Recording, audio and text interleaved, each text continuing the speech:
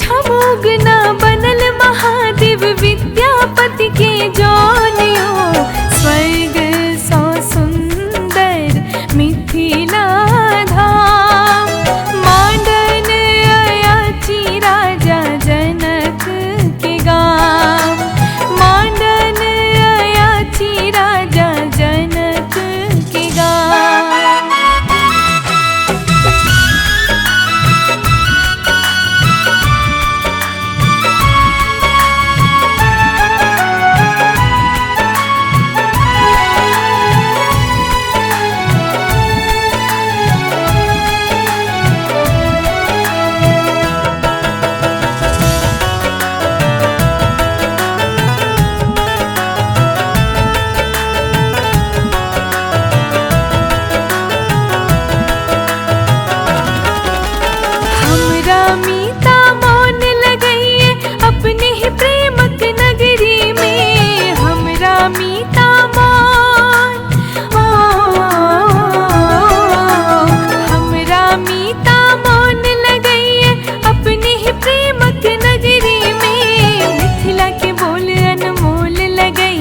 मिठका बीज हम सबरी के,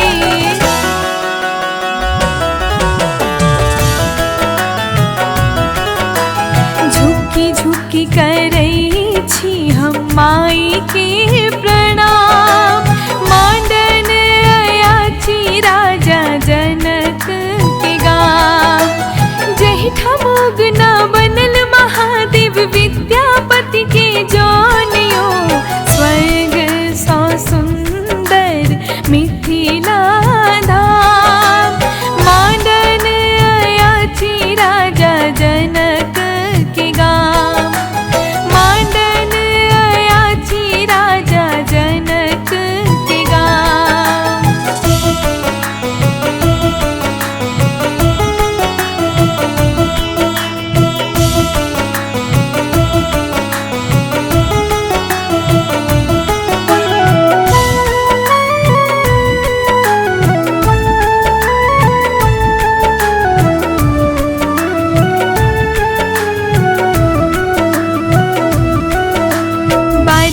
झाड़िए साग भेटइए चारे ही पर तिलकोर रे। बारिए झाड़िए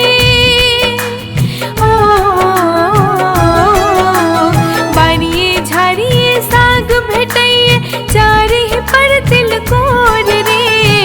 एक पाहुन जमको खेता नहीं बिच के ता ठोर रे।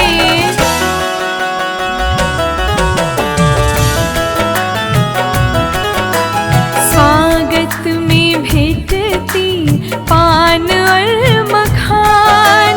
मांडन अयाची राजा जनक के गाँव। जहि ठमोगना बनल महादेव विद्यापति के जोनियो।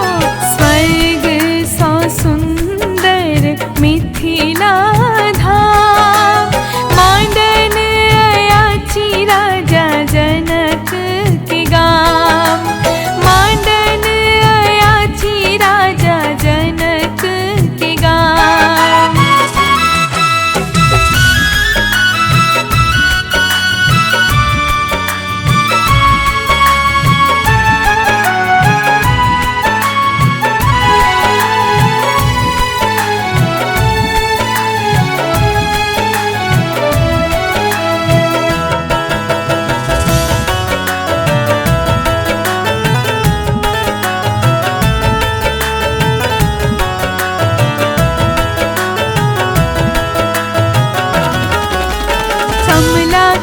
कोसी बलान निस दिन झर झर गीत सुनाबै रे।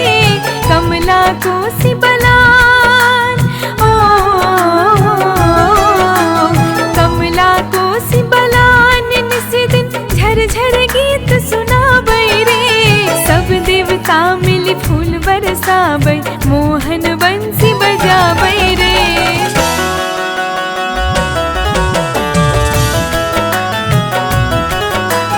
सीता बहिन छैथ पाहुन राम, मांडन अयाची राजा जनक के गाम। जहिठा मुगना बनल महादेव विद्यापति के जौनियो। स्वर्ग सौ सुंदर मिथिला धाम, मांडन अयाची राजा जनक के गाम। मांडन अयाची राजा जनक के गाम। मांडन अयाची राजा जनक के गाम। अयाची राजा जनक के गाम। मांडन अयाची राजा जनक के गाम। बहुत बढ़िया। दूसरा गाना गा लीजिए।